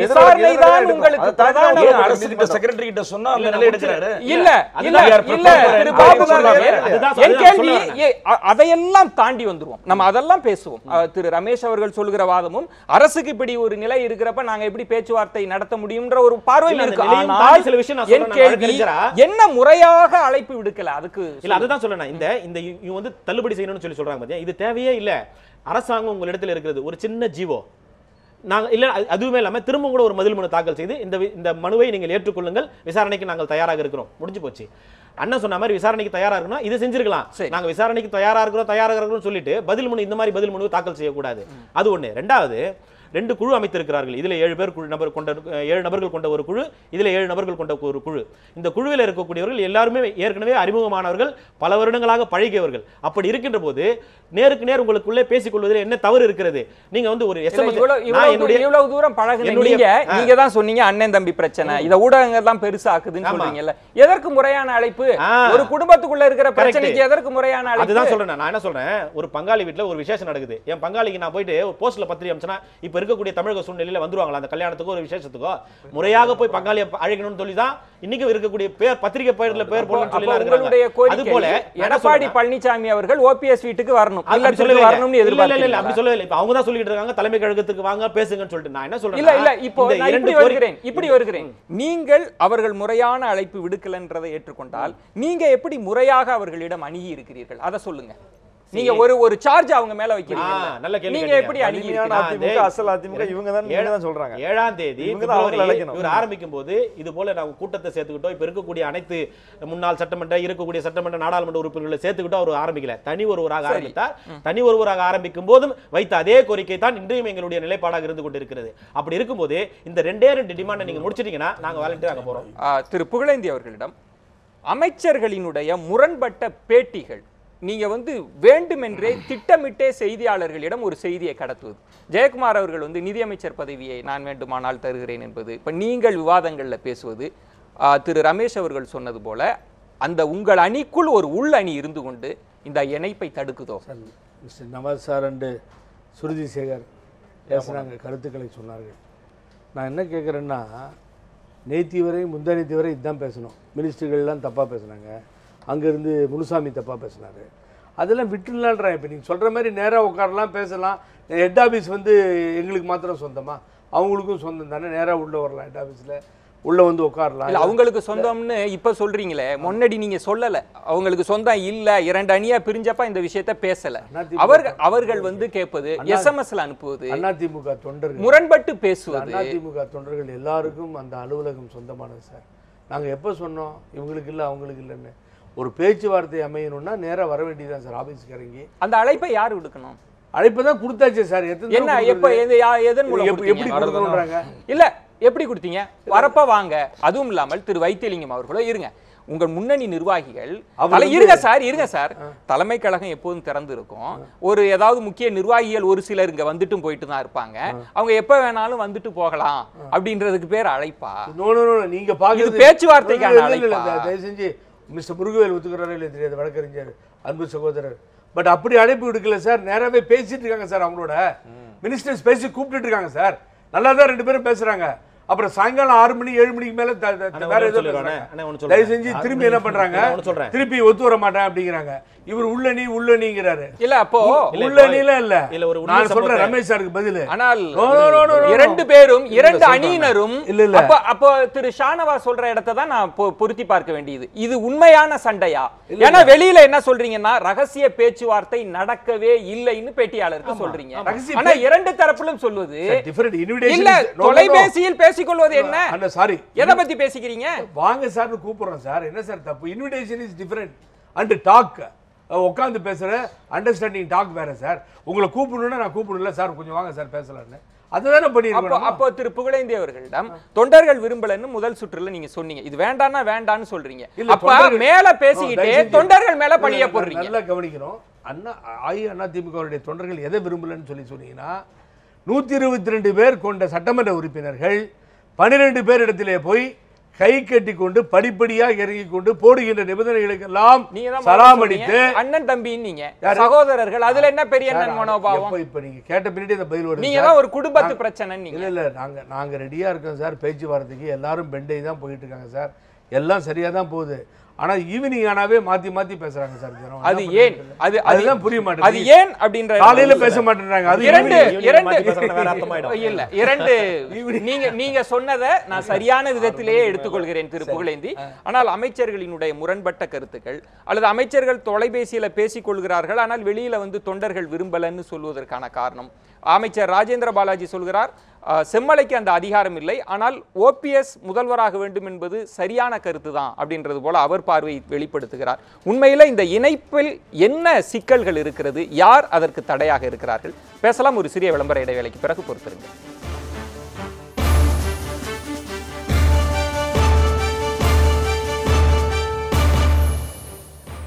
மீண்டும் கேள்வி நேரம் நிகழ்ச்சிக்காக உங்களை வரவேற்கின்றேன். திரு செம்மலை அவர்களினுடைய செய்தியாளர் சந்திப்பு, தொண்டர்கள் 2 அணிகள் இணைவதை விரும்பவில்லையா என்கிற தளத்தில் தான் நம்ம பேசிட்டு இருக்கோம். நம்ம தொடர்ந்து பேசலாம். திரு ரமேஷ் அவர்களிடம் முதல்ல 122 பேர் எண்ணிக்கை பலம் கொண்ட எடப்பாடி அணியினர் முதல்ல ஏன் இவ்வளவு இறங்கி வராங்கன்றதையே ஒரு கேள்வியாக வைத்து பலரும் விவாதிச்சாங்க. ஆனால் இன்றைக்கு டெல்லிக்கு சென்ற பிறகு எடப்பாடி அணி இறங்கி வர்றதுக்கு தயங்குகிறார்கள் அப்படின்ற இடத்துல டெல்லி இன்னொரு ஆட்டத்தை ஆடுவோம். இல்லை, அது பொதுவாக இந்த பிரச்சனையினுடைய துவக்கத்திலிருந்தே ஒரு அரசியல் ரீதியாக பாஜகவினுடைய எதிர்நிலையில் இருக்கக்கூடியவர்கள் பாஜகவை இதை தொடர்புபடுத்தி பேசிக்கொண்டிருக்கிறார்கள். ஆனால் அந்த உங்களுடைய கேள்வியின்படி டெல்லிக்கு பிறகு அவர்கள் இறங்கி வர தயங்குகிறார்களா என்பதை நான் வந்து ஏற்றுக்கொள்ளவில்லை. இன்னும் சொல்லப்போனால் அதிமுக அம்மா அணி வந்து பின்னடைவுகளை தான் சந்தித்து கொண்டிருக்கிறதே தவிர அவர்களுக்கு பாசிட்டிவ் நோட்டாக ஒரு விஷயம் நடந்திருக்கு அப்படின்ற மாதிரி எதுவுமே கிடையாது. பின்னடைவு, சமீபத்திய பின்னடைவுன்னு எடுத்துக்கிட்டிங்கன்னா, திரு டிடிவி தினகரன் அவர்கள் ஒரு வழக்கில் தொடர்பு படுத்தப்பட்டு அவர் கைது செய்யப்பட்ட, அவர்களுக்கு ஏற்கனவே ஒதுக்கி வைத்தவர் தான். ஒதுக்கி வைத்தவர்கள் என்று சொல்லுகிறார்கள். அது வந்து முழுமையாக நடைபெறவில்லை. அது வந்து முழுமையாக அதற்கு கட்சிக்குள் ஒரு சாரார் ஏற்பு இல்லை என்ற நிலையும் தொடர்கிறது. ஆக அது அது ஒரு பக்கம் இருக்கட்டும். ஆனால் அவர் அந்த அணியைச் சேர்ந்தவர் தானே, அந்த அணியினுடைய துணை பொதுச் செயலாளர் தானே. ஆக ஆனால் அதற்கு முன்பு கடுமையான சொற்களை திரு முனுசாமி அவர்கள் செய்தியாளர் சந்திப்பில் சொன்ன பிறகும் கூட இந்த தரப்பிலிருந்து இல்ல நாங்க காத்திருக்கிறோம், வாருங்கள் பேசலான்னு தான் சொல்லிட்டு இருந்தாங்க. ஆனால் வந்து அந்த தரப்புல முனுசாமி அவர்கள் வந்து கடுமையான ஊழல் குற்றச்சாட்டுகளை எல்லாம் சொன்னபோது கூட அமைதி காத்தார். இல்ல இப்போ என் கேள்வி, இன்றைக்கு இந்த தரப்பில் இருந்து வரட்டும், இனி அவங்க தான் முடிவு செய்யட்டும், திரு சி.வி. சண்முகம் சொல்றாங்க. அது காரணம் என்னன்னா, இவங்க 2 நிபந்தனைகள் விதித்தாங்க இல்லையா, அந்த 2 நிபந்தனைகளுக்கு அவங்க விளக்கம் சொல்லிட்டாங்க. விளக்கமும் இவர்களுக்கு திருப்தி அளிக்கவில்லை, இந்த அணிக்கு திருப்தி அளிக்கவில்லை என்பது ஒரு தனி பார்ட். அவங்க வந்து என்ன ரெண்டு விஷயத்துக்கு என்ன விளக்கம் சொல்லிட்டாங்க. மறைந்த முதலமைச்சருடைய மரணம் தொடர்பாக விசாரணை நடத்த வேண்டும் என்ற கோரிக்கையை பொறுத்தவரை உயர்நீதிமன்றத்தின் முன் ஒரு வழக்கு நிலுவையில் இருக்கிறது. அந்த வழக்கில் அளிக்கப்படுகிற தீர்ப்பை நாங்கள் ஏற்றுக்கொண்டு செயல்படுவோம் என்று சொல்லுகிறார்கள். வழக்கில் மனு தள்ளுபடி ஆயிடுச்சுன்னா என்ன ஆகும்? ஆக அதை ஏற்றுக்கொண்டு நாங்கள் செயல்படுவோம் என்று அவர்கள் சொல்லுவதால் ஏற்பட்டிருக்கக்கூடிய சிக்கல். இரண்டாவது, அதாவது அவங்க ஏன் விட்டாங்க, ட்ராப் பண்ணிட்டாங்கன்னு. ஏன்னா தனிப்பட்ட முறையில் பேசும்போது சில அமைச்சர்கள், ஒரு பத்திரிகையாளர் முறையில் நான் சொல்கிறேன், என்ன சொல்கிறாங்கன்னா, இந்த கோரிக்கையில் எங்களுக்கு உடன்பாடு இல்லை, அவர்கள் கேட்பதால் நாங்கள் வந்து நீதிமன்றம் என்ன சொல்லுதோ அதை சொல்கிறோன்னு சொல்லியிருக்காங்க. ஆக அந்த கோரிக்கையை அவர்கள் ஏற்க முடியாத நிலையில் இதுக்கு மேலே எதுவும் என்ன செய்ய முடியும் நாங்கன்னு கேட்குறாங்க. அப்போ இது ஒரு அப்போ இனி வரக்கூடிய இதெல்லாம் வந்து ஒரு நாடகமா? நாங்கள் எங்களுக்கு முழு விருப்பம், நாடகம்னா எங்களுக்கு ஒத்துக்கொள்ள, நாடகம்னா கட்சியினுடைய பெரும்பாலான நிர்வாகிகள், பெருமளவிலான தொண்டர்கள் இந்த இணைப்பு நடைபெற வேண்டும், கட்சி இழந்த சின்னத்தை திரும்ப பெற வேண்டும் என்று கருதுகிறார்கள். அதே போல இவர்கள் ஒன்றும் மக்கள் செல்வாக்கு பெற்ற தலைவர்கள் அல்ல. தேர்தலை போய் சந்திப்பார்களா? உள்ளாட்சி தேர்தல் வரப்போகிறது, நாடாளுமன்ற தேர்தல் வரப்போகும். 2 அணியையும் சேர்த்து சொல்றீங்க? 2 அணியும் நான் சேர்த்து தான் சொல்றேன். அதே நேரத்தில் 2 அணியில ஓரளவு பார்த்தீங்கன்னா மக்களிடம் இன்றைக்கு ஓரளவு அனுதாபத்தை பெற்றிருக்கக்கூடியவர் திரு ஓ பன்னீர்செல்வம். ஆனால் ஆளுகின்ற அது வந்து ப்ரூவ் பண்ணப்படல, அது நிரூபிக்கப்படல, தேர்தல் அதற்கு பிறகு வரல. ஆனால் ஒரு சில ஊடகங்கள் கருத்து கணிப்பு நடத்தி இருக்கின்றன, கருத்து கணிப்புகளுடைய முடிவுகள் வெளிவந்திருக்கின்றன. அந்த கருத்து கணிப்புகளின்படி பார்த்தால் இன்றைக்கு அதிலே வந்து இன்னொரு அம்சமும் அதில் வெளிப்பட்டிருக்கிறது. அதிமுகவினுடைய ஒட்டுமொத்த வாக்கு வங்கி என்பது அப்படியே இருக்கிறது, சிதறாமல் இருக்கிறது, 2 கூறுகளாக பிளவுபட்டிருக்கிறது என்பதையும் அதில் நாம் பார்க்க முடிகிறது. ஆனால் வந்து பல நேரங்களில் எந்த அரசியல் கட்சியும் அரசியல் தலைவர்களும் கருத்து கணிப்பை ஏற்றுக்கொண்டதே கிடையாது. அவர்களுக்கு சாதகமாக வந்தால் ஏற்றுக்கொள்வார்கள், பாதகமாக வந்தால் ஏற்றுக்கொள்ள மாட்டார்கள். நீங்க கேட்ட கேள்விக்கு வரும்போது இறங்கி வராதது போல ஒரு தோற்றம் இருக்கிறது. ஆனால் இது நடைபெற்றாக வேண்டும் என்ற யதார்த்த நிலை அவர்களுக்கு புரிந்தே இருக்கிறது என்று நான் கருதுகிறேன். திரு ஸ்ருதி சாகர் யாமுனன், டெல்லிக்கு வருகை தந்த பிறகு முதலமைச்சர் தம்பிதுரை அவர்கள்லாம் வந்த பிறகு இவங்க வந்து இறங்கலை, ஒரு பிடிவாதமாக இருக்கிறார்கள். ஏன்னா மாற்று தரப்புல ஓபிஎஸ் அவர்கள் அணி தரப்பிலிருந்து சொல்வது எங்களுக்கு முறையாக அழைப்பு கூட விடுக்கலை அப்படின்ற இடத்தில் டெல்லி பயணம் இவர்கள் நிலைப்பாட்டை மாற்றி இருக்கிறதா? சார், பாஜகவை பொறுத்த வரைக்கும் நீங்கள் ஒன்று புரிஞ்சுக்கணும், அவங்க வந்து டூயிங் பிஸ்னஸ் அப்படிம்பாங்க இல்லையா, அதாவது அவங்க வந்து எடப்பாடியாக இருந்தாலும் சரி, அவர் ஓபிஎஸ்ஸாக இருந்தாலும் சரி, அவங்க வந்து இவங்களோட வந்து டு கண்டக்ட் பிஸ்னஸ் அவங்க வந்து எதையும் அவங்க வரி பண்ண மாட்டாங்க. அவங்களுடைய என்னை பொறுத்த வரைக்கும் அவங்களுடைய லாங் டேர்ம் இது இப்போ எய்ம் என்னென்னா, பாஜகவுக்கு 2019 எலெக்ஷனுக்குள்ள ஒரு வலுவான ஒரு அலையன்ஸ் பார்ட்னர் அவங்களுக்கு வேணும். இதில் இப்போ இபிஎஸ் தரப்பை வந்து அவங்க வந்து இந்த மாதிரி நடவடிக்கைகள் மூலம் அவங்கள வீக்கன் பண்ணுறதுக்கான ஒரு காரணம், ஓபிஎஸ் அந்த பார்ட்டியை கேப்சர் பண்ணிடுவார், நமக்கு ஒரு ஹோல்டு தமிழ்நாட்டில் இருக்கும் அப்படிங்கிற ஒரு ஸ்ட்ராட்டஜியில் தான் அவங்க ஒர்க் பண்ணுறாங்க. பட் என்ன ஆயிடுச்சுன்னா என்னை பொறுத்த வரைக்கும் இந்த டிடிவி தினகரன் சசிகலா அவர்களை ஒதுக்கி வைக்கும் இந்த ஒரு விஷயம் இது உண்மையாக இருந்தால் இது அவங்கள ஒரு டைலமால தள்ளியிருக்கு. அதாவது அவங்களுக்கு வந்து ஒரு கன்ஃபியூஷன். இப்போ இப்படியே பிரிந்தே இருந்தது அதிமுக அப்படின்னா அவங்களுடைய ஒரு கூட்டணி வைத்து அவங்களுக்கு பயனும் கிடையாது பாஜகவை பொறுத்த வரைக்கும். அதனால அவங்க வந்து எந்த தரப்பாக இருந்தாலும் யார் வலிமையான தரப்பாக விமர்சாராங்களோ அவங்களோட பிஸ்னஸ் கண்டக்ட் பண்ணுறதுக்கு அவங்க எப்பவும் வந்து ஆட்சேபனை இருக்காது பாஜகவுக்கு. இந்த நிலைமையில தான் இப்போ இருக்கிறதா நான் பார்க்குறேன். அதனால தான் நீங்கள் பார்த்தீங்கன்னா அவர் டெல்லி போயிட்டு வந்த அப்புறம் அந்த டோன் அண்ட் டெனர்பாங்க, அதாவது அவருடைய அந்த வார்த்தைகளே வந்து சிஎமோட வார்த்தைகளே இன்னும் கொஞ்சம் கான்ஃபிடென்ட்டாக இருக்குங்கிறத நான் பார்க்குறேன். திரு பாபு முருகவேல் அவர்களிடம் முறையாக எங்களுக்கு அழைப்பு விடுக்கலை, அமைச்சர்கள் தங்களுக்கு தோன்றியதெல்லாம் பேசுகிறாங்க, இதெல்லாம் சேர்த்து தான் நான் அந்த கேள்வியை வைக்கிறேன். டெல்லிக்கு சென்ற பிறகு எடப்பாடி அணியினர் இல்லை இந்த இணைப்பு சாத்தியம் படாது வேண்டாம்ன்ற இடத்துக்கு வந்துட்டாங்களா? இல்லை, அந்த மாதிரி ஒரு கருத்தை இந்த வரைக்கும் அந்த அணியில் இருக்கக்கூடிய அமைச்சர்களோ முதலமைச்சர் மாண்புமிகு திரு எடப்பாடி பழனிசாமி அவர்களோ வைக்கவே இல்லை. நாங்கள் வந்து இது சாத்தியப்படாது, நாங்கள் இதை நிறுத்திக் கொள்கிறோம் என்கின்ற அந்த மாதிரி ஒரு வார்த்தை அவங்க கிட்ட வரல, வெளிப்படையாக வரல. ஆனால் இந்த முறையாக உங்களுக்கு அழைப்பு விடுக்காதது, அமைச்சர்கள் தங்களுக்கு வேண்டியதை பேசுவது, இதெல்லாம் நீங்க எப்படி பார்க்கறீங்க? அதுதான் அந்த நம்ம பிரதர் யமுனன் சொல்லும்போது அந்த கருத்துலேருந்து நான் முற்றிலுமா மாறுபடுறேன். நான் பாஜக இதில் ப்ளே பண்ணுது அப்படின்னா ஒரு தமிழக அரசாங்கம் செய்யக்கூடிய ஒரு மாநில அரசாங்கம் செய்யக்கூடிய வேலையை மாநில அரசாங்கம் மட்டும்தான் செய்ய முடியும். மத்திய அரசாங்கம் செய்யக்கூடிய வேலையில் மாநில அரசாங்கம் தலையிட முடியாது. இந்த வருமான வரி சோதனை, டெல்லியில் இருக்கக்கூடிய சிறப்பு புலனாய்வு பிரிவினுடைய இந்த வழக்கு, இது போன்ற வழக்குகளை அவர் பொதுவாக தான் சொன்னார் பாஜகவை பற்றி. நீங்க உடனடியாக ஏன் அதுக்கு ரியாக்ட் பண்றீங்க? அது என்ன, அது உள்கருத்து என்னன்றது எனக்கு தெரியுது இல்லையா? அதுதான் நான் சொல்றேன், விளக்குறேன் உங்களுக்கு. நான் அதனுடைய உள்கருத்து இதுதான். காக்கா உட்கார பணம்பழம் விழுந்துச்சுன்னு சொல்லுவாங்க. இதுல அப்படி கிடையாது. பணம்பழம் விழும்போது தான் இந்த காக்காவே உட்காந்துது. எப்படி அதுனா மிகப்பெரிய அளவிலே பணப்புழக்கம் ஏற்படுகிறது ஆர்கே நகர் தொகுதியில. அப்ப ஏன் இதெல்லாம் நடக்குதுன்னு சொல்லி ஒரு விசாரணை மேற்கொள்ளும் போது நாட்டு அங்க இருக்குது, அந்த நாட்டை அவுக்கணும்னு சொல்லிட்டு தான் விஜயபாஸ்கர் மரியாதைக்குரிய அமைச்சர் விஜயபாஸ்கர் அவருடைய இல்லத்திலே வருமான வரித்துறை சோதனை. அதே போல இந்த தேர்தல் ஆணையத்திலே இந்த இரட்டை இலை சின்னத்திற்கான ஒரு விசாரணை நடந்து கொண்டிருக்கிற போது இது போன்ற ஒரு பிரச்சனை நடக்கிறது போது அது என்ன நடக்குதுன்னு சொல்லிட்டு ஒரு என்ன சொல்றது ஒரு திரைமறைவு ஒரு விசாரணை. அதற்கு முன்பு சேகர் ரெட்டின்ற ஒரு சம்பவமும் நடந்தது. எல்லாத்தையுமே மத்திய அரசாங்கத்தினுடைய செய்யக்கூடிய வேலையில இந்த தினகரன் அது குறுக்கிடுங்க விரும்புனீங்க, சொல்லுங்க தெரியாம சார். பேசுங்க யாமன. இல்லை சார், அதாவது இந்த ஆர்கே நகரை பொறுத்த வரைக்கும் இந்த விஷயத்தில் வந்து இவ்வளோ ஒரு ஸ்ட்ராங்காக இன்டர்வீன் பண்ணுற இது மோடி அரசாங்கம் அரவக்குறிச்சி தஞ்சாவூர்லாம் நடந்ததுக்கு என்னங்க பண்ணாங்க? அதாவது சீஃப் மினிஸ்டர் அவங்க ஜெயலலிதா இருந்த பொழுது இவங்க எப்படி ரியாக்ட் பண்ணாங்க, இப்போ அவங்க எப்படி ரியாக்ட் பண்றாங்கிற டிஃபரன்ஸை நீங்களே பார்க்கலாம். அதாவது அவங்க இருந்த வரைக்கும் ஒரு தோழமை கட்சி அப்படிங்கிற மாதிரி எடுத்துட்டு போய் என்ன நடந்தாலும் அதை கண்டுக்காம எவ்வளவு பின்ன பெரிய விசாரணை ஏதாவது நடந்துச்சா? இப்ப அரவக்குறிச்சி தஞ்சாவூர்ல என்ன பணப்புழக்கம் இருக்கு இல்லையா, அப்போ இந்த ஐடி டிபார்ட்மெண்ட் என்ன பண்ணிட்டு இருந்தாங்க? அவங்க இருக்கும்போது ஒரு மாதிரி ரியாக்ஷன். இப்ப அவங்க போனப்புறம் எந்த சைடு நமக்கு ஃபேவரபிளா இருக்கோ நம்ம அதை வந்து அவங்க எடுத்த நடவடிக்கையில எந்த ஒரு குற்றச்சாட்டையும் சொல்லல. அவங்க எடுத்த நடவடிக்கை சரிதான், ஆனா இந்த நடவடிக்கையை வந்து கன்சிஸ்டன்டா எல்லாருக்கும் எடுக்கணும், ஒரு தரப்புக்கு மட்டும் எடுக்கிறது தான் தப்பு. ரமேஷ், நீங்க குறுக்கிட விரும்புறீங்க? நண்பர் யமனன் வந்து சொல்லும்போது பிஜேபி வந்து இதில் எந்த ஃபேக்ஷனுடைய கை ஓங்குதோ அவங்கள பிஜேபி எடுத்துகிட்டு போயிடுவாங்க, அவங்க ரெண்டு பேரில் யாருன்னெலாம் பார்க்க மாட்டாங்கன்னு சொன்னார். I beg to differ with him.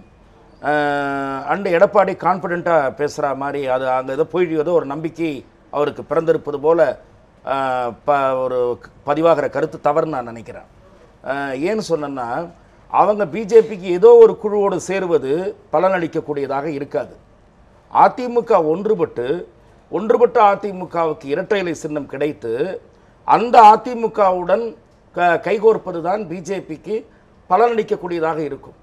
ஆக பிஜேபிக்கு ஏதாவது ஒரு ரோல் இருக்கும்னா அதை கழகங்கள் இல்லா தமிழகம் அப்படின்றத பாஜக ஒரு நிலைப்பாடா எடுத்துட்டாங்க. அது சொல்லுவாங்க உங்களுக்கு ஒரு கூட்டணி அங்கங்கே இப்போ வெவ்வேறு மாநிலங்களில் பிஜேபி கால் ஊன்றுகிறது. அப்படி தமிழகத்தில் வந்து அவர்கள் ஒரு குறிப்பிட்ட அளவு நாடாளுமன்ற இடங்களை பெற வேண்டிய தேவை என்பது ஒரு முக்கியமில்லாத விஷயம் இல்லை. ஆக அந்த தனித்து களம் காண்கிற அந்த பரீட்சையில் அவர்கள் ஈடுபடுவார்கள் என்று எனக்கு தோன்றவில்லை. நான் ஒரே ஒரு இடம், நான் உங்களிடம் கேட்ட கேள்வியை மீண்டும் துலக்கப்படுத்துவதற்காக, துல்லியமாக வருவதற்காக கேட்பது, இந்த பேச்சுவார்த்தை இணைப்புக்கு நீங்க சொன்ன உங்கள் அணி தரப்புல நாங்களா போய் பேசல, அதை நாங்க கிளாரிஃபை பண்றதுக்காக இன்டர்வியூ தரோன்னு பலரும் சொன்னீங்க. நாங்க போகல, அவர்கள் தான் இறங்கி வந்தார்கள் அப்படின்னு சொல்றீங்க. அவங்க தான் எங்கள்கிட்ட இந்த இணைப்பு வேணும்னு கேட்டு வந்தவர்கள்னு நீங்க சொன்னீங்க. ஆனால் நீங்களே இந்த இடத்தில் இன்றைக்கு செம்மலை சொல்றார், எங்களை முறையாக அழைக்கல, அமைச்சர்கள் விரும்பியதை பேசுகிறார்கள் என்றால் இறங்கி வந்தவர்கள் இனி இறங்க வேண்டாம்ன்ற ஒரு முடிவுக்கு வந்துட்டாங்கன்னு தானே அர்த்தம்.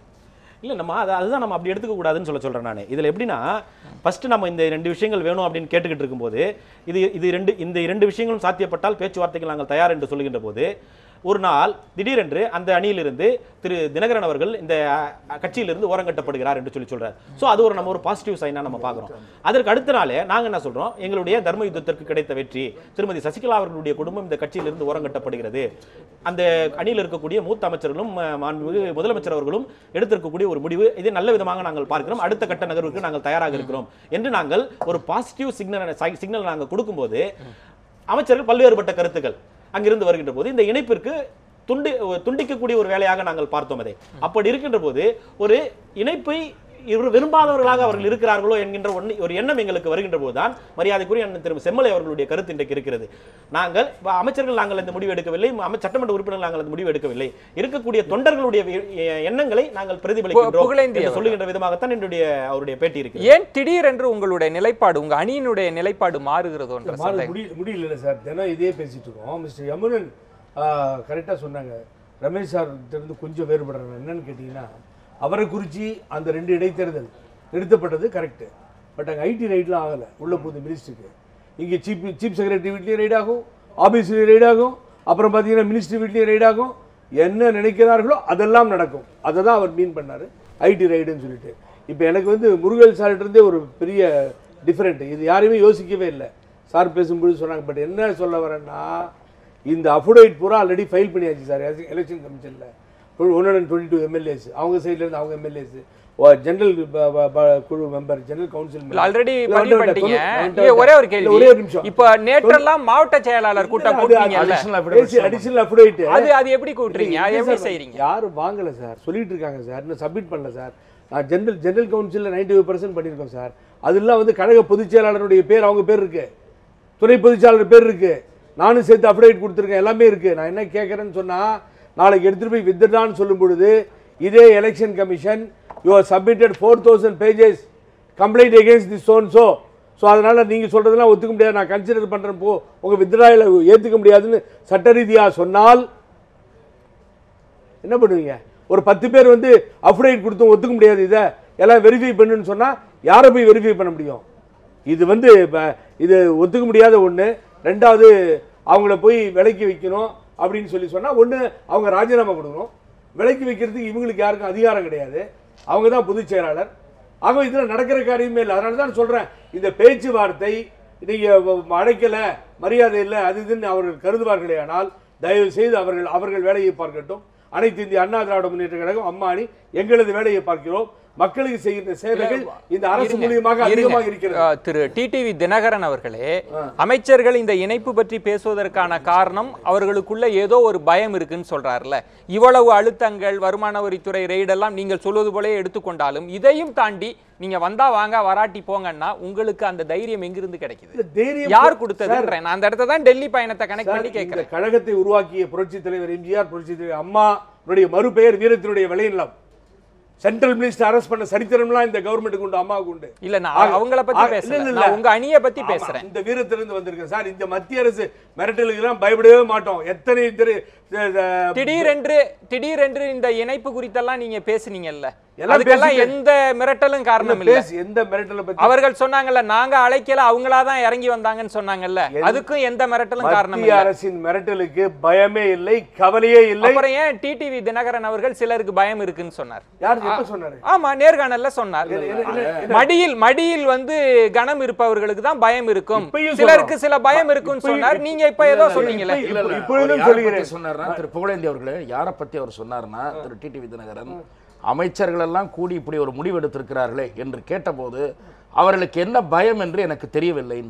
அமைச்சர்களை சொன்னார், குற்றம் சாட்டினார். இல்ல இல்ல இப்போ யாராவது மடியில கணம் இல்ல அந்த இடத்தை எல்லாம் தாண்டி இப்ப இவ்வளவு தைரியமாக திரு சி.வி. சண்முகம் அவர்களே அவங்களா வந்தா வரட்டும்னு சொல்றாங்களே, அதுக்கு என்ன நடந்தது? சரியான பதிலை இன்றைய தினம் மாண்புமிகு அமைச்சர் சி.வி. சண்முகம் சொல்லியிருக்கிறார். நான் வரவேற்கிறேன்.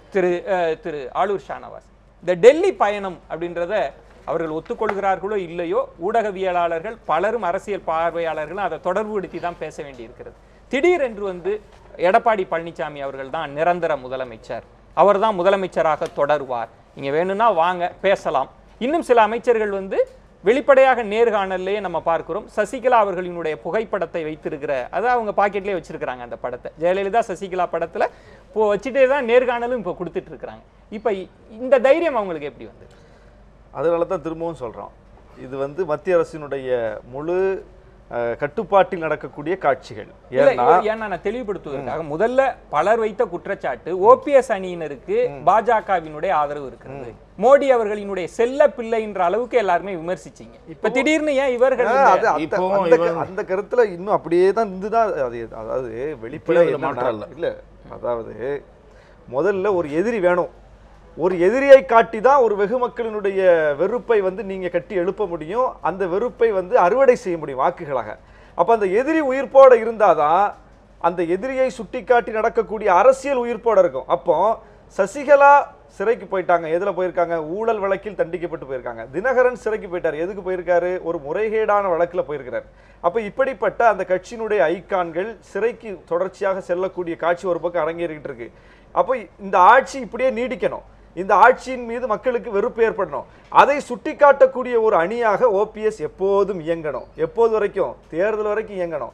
அதை திமுக அறுவடை செய்து கொண்டு போயிடக்கூடாது. அப்போ இந்த ஆட்சிக்கு எதிரான மனோநிலை, சசிகலா குடும்பத்திற்கு எதிரான மனோநிலை, டிடிவி தினகரனுக்கு எதிரான மனோநிலை, மக்கள் வெறுப்பு என்பதை அறுவடை செய்யக்கூடிய ஐக்கானாக ஓபிஎஸ் எமர்ஜாகி வரணும் தேர்தல் வரைக்கும்.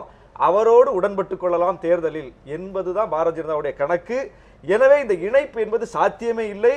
நீங்க இணைப்புக்கு எடப்பாடி அவர்கள் எவ்வளவு இறங்கி வந்தாலும் ஓபிஎஸ் அவர்கள் தரப்பு வராது. இதுதான் நடக்க போகுது. அதனால தான் இன்னைக்கு இந்த காட்சியெல்லாம் அரங்கேறுது. பிறகு ஏன் இதற்கான இணைப்புக்கான நாடகம், எதற்கான இந்த தேவை எங்கிருந்து வந்தது? அதுதான் இணையவே போவாதவர்கள் எதற்காக இணைப்பு பற்றி பேசணும்? சரி, இணைப்புன்னு சொல்லிட்டு அதுக்கப்புறம் என்ன நடக்குதுங்க?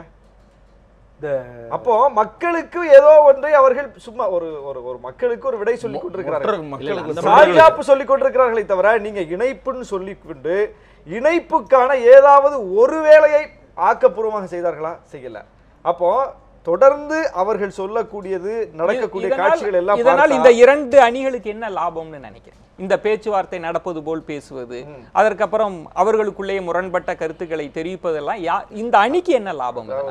இன்னைக்கு இருக்கிற அமைச்சர்களுக்கு, சட்டமன்ற உறுப்பினர்களுக்கு தெளிவாக தெரியும், இந்த அரசு நாளைக்கே போய்விட்டால் நாளை மறுதினம் மீண்டும் இந்த அரசை பிடிக்க முடியாது, இந்த ஆட்சி அவர்கள் கைக்கு கிடைக்காது. 100 விழுக்காடு அது வந்து களத்துல தெரியுது. அப்போ அவர்களுக்கு தெரியும் எத்தனை நாள் இந்த அரசு போகிறதோ அத்தனை நாள் லாபம். அப்போ அதை தக்க வைப்பதற்கு அவர்கள் வந்து எது எளிய வழிமுறையோ அதை அவர்கள் ஒன்றுபட்டு கையாள்வார்கள். அப்போ எடப்பாடி அரசோடு இன்றைக்கு இணைந்து அந்த 122 சட்டமன்ற உறுப்பினர்களும் இருக்கிற வரை தான் அவர்களுக்கு லாபம். ஓபிஎஸ் அவர்களுக்கு அவர்களோடு இணைந்து விட்டால், எடப்பாடி அவர்களோடு இணைந்து விட்டால் அவர் வைக்கக்கூடிய கோரிக்கை அவருக்கு வந்து பெரிய கேள்வி எழுப்பிடும். ஏன்னா அவர் முக்கியமா வைப்பதே இந்த அரசை எதிர்த்து தான், அந்த ஆட்சியை எதிர்த்து தான்.